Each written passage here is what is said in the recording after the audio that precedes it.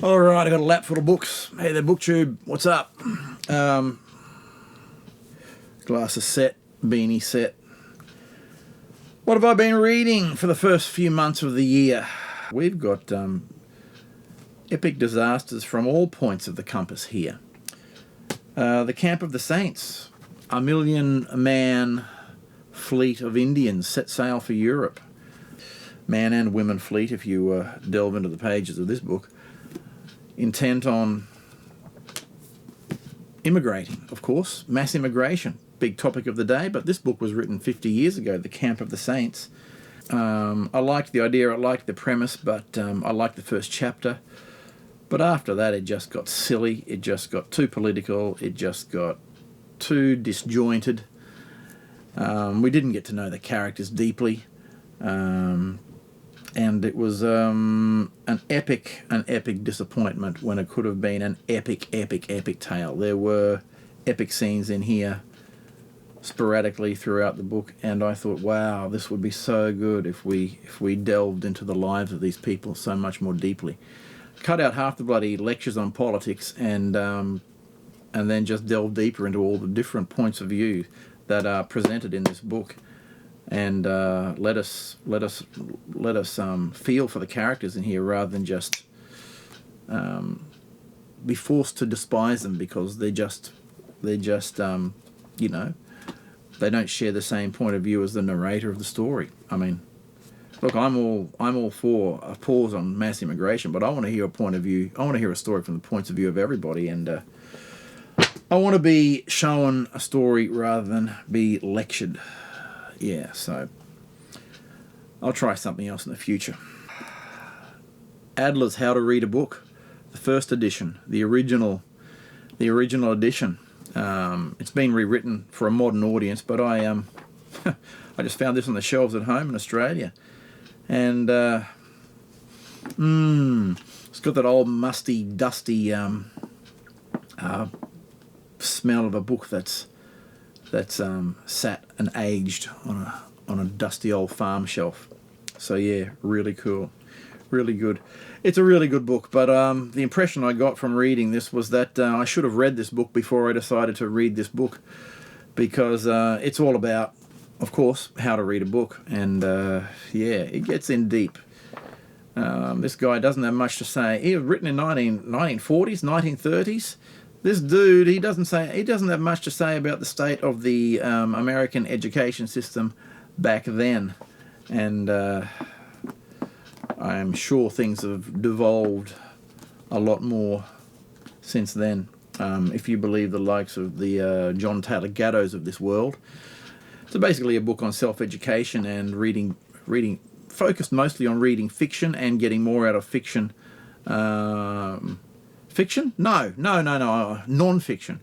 It's more about, it's mostly focused on delving deeply and reading actively non-fiction books, but from the classics way back, the days of Aristotle, philosophy and all that kind of thing, all the way through to, I can't remember what, but yeah, just reading more deeply, reading, rereading, and making sure you get the meaning out of every sentence and every paragraph that you read. So yeah, it made me feel dumb, made me feel stupid, it made me feel want to get a lot smarter about reading. So I struggled through that one, but I felt I learned something, and rapidly grabbed a hold of Sam Pink's Ketchup to decompress. I like a good Sam Pink book.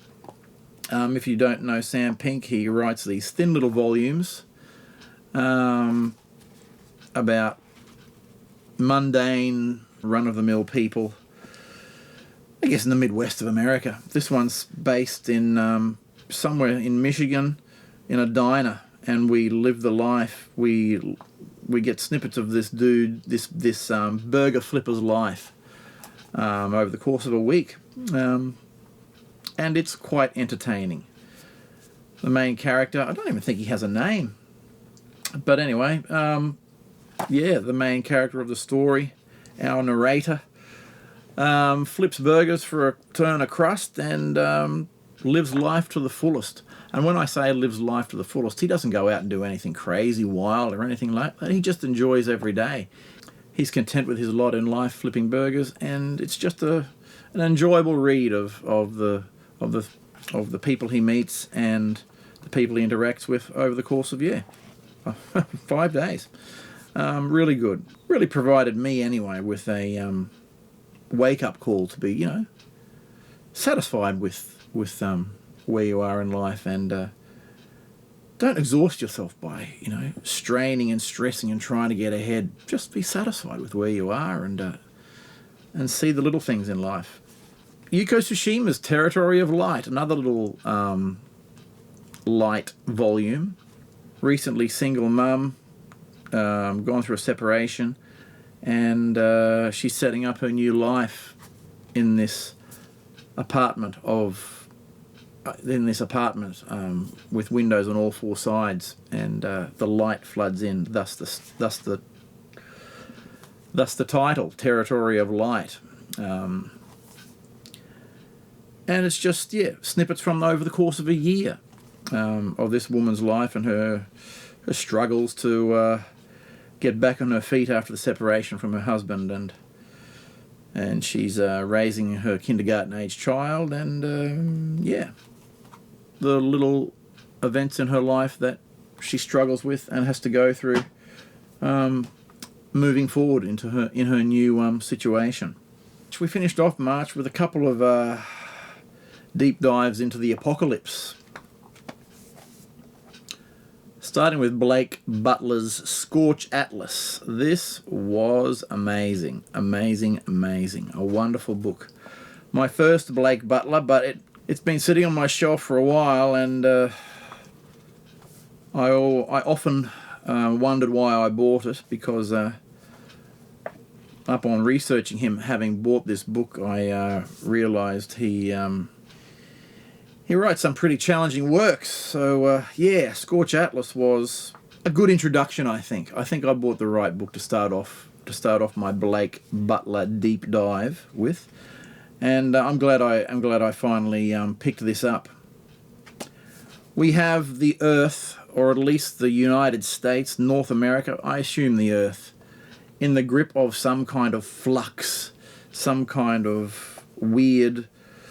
Is it a climate disaster? Is it a radioactive disaster? A nuclear disaster? Is it some kind of otherworldly, other-dimensional disaster?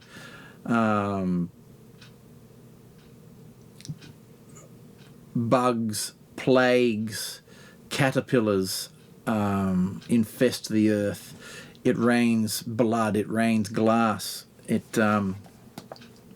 People mutate, children go mad, parents go mad, people go mad. The earth moves, the ground moves, the seas rise. Oklahoma is the coast. I don't think Oklahoma is anywhere near the coast, right? Well, this is a series of vignettes of this new world and people coping with it. Usually unnamed people, and just instances in their lives. I don't know if they're related. I can't really tell if all these stories are related, other than that this one theme of this disaster runs through the whole volume. It's fascinating. The writing is unbelievable. But it's dark. Take this, for example, in the chapter Television Milk. Moths and blackbirds flooded the front yard. The trees uprooted, clogged with smoke. Someone was out there somewhere. We'd been waiting forever.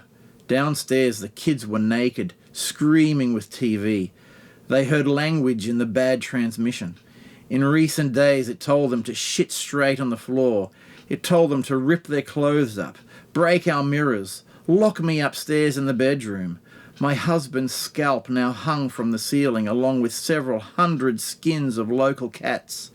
In the long night you could hear them squealing. You could hear the children's chortle. They made cat meat casserole, cat meat salad, fur flambe. They fed me through the keyhole.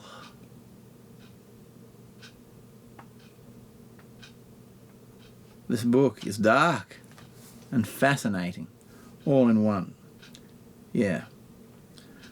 So, I got on the internet straight after finishing this thing and grabbed hold of 2 more Blake Butlers, which I will read sometime in the future. And to finish off most of March, it was a month basically taken up with a vampire apocalypse, The Passage. I finally got around to reading this. This book and its 2 subsequent parts form a trilogy, whatever they call it, the Passage trilogy, I don't know. But it's an epic bestseller, and it is epic. It's an epic tale, but I want my characters to be more nasty, to be more flawed, to be more, I don't know, have more meat on their bones. It was epic. It had everything you can get in a blockbuster movie, you know, all the explosions, all the people jumping from moving vehicles to trains, and FBI intrigue, all that kind of stuff. We get all this. But everyone's just too good. Everyone's too milquetoast. Everyone's too pure and lovely in this book, which, you know, I guess, you know, sells bestsellers, right? Everyone, there's nothing controversial. There's nothing dramatic. But, yeah, I'm not saying it was a bad book. I'm saying it was great. Great. Reasonably okay. I mean, I'm not compelled to grab the next 2 books off my shelf and dive straight into them. Basically, what we've got here is 2 stories in one. We just get into the first part of this novel where we have a kind of modern day, regular modern day kind of drama. There's a young 6-year-old girl abandoned by her mum and is eventually taken away by the FBI for secret military experimental reasons. And yes, where we find ourselves up in the Colorado mountains, where there's this secret base, and it's trying to create the super soldier of the future, but everything seems to be going wrong. They're using these obviously corrupted, impure death row inmates for their experiments, and they're all turning into these horrific vampire type creatures that just want to feed on the pulsating warm blood of, well, humans or animals. So then, what always happens at these secret military experimental facilities? The virus escapes, doesn't it? Of course it does. Of course it does. We've heard of this somewhere before, right? Yes, but anyway. And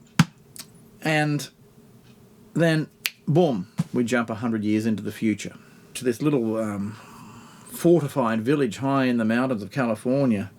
And the intriguing part of the second part of the novel, which is about the last 2/3, is the life in the village and the motivation that finally gets them to poke their heads over the parapets and venture out further into the wilderness that North America has become. The ruins of the big cities where the vampires lurk. Of course, it has its moments of high tension and thrills, but yeah, like I said, I'm not overly compelled to continue on with the story. I'm interested, but yeah, it's not something that I'm hankering for at the moment. Maybe the second part of the trilogy will spark things up. Anyway, so that's all I've got to say this week on the old Unreliable Reader. I hope you enjoyed that nice, relaxed conversation, and we'll catch you again next time. See ya.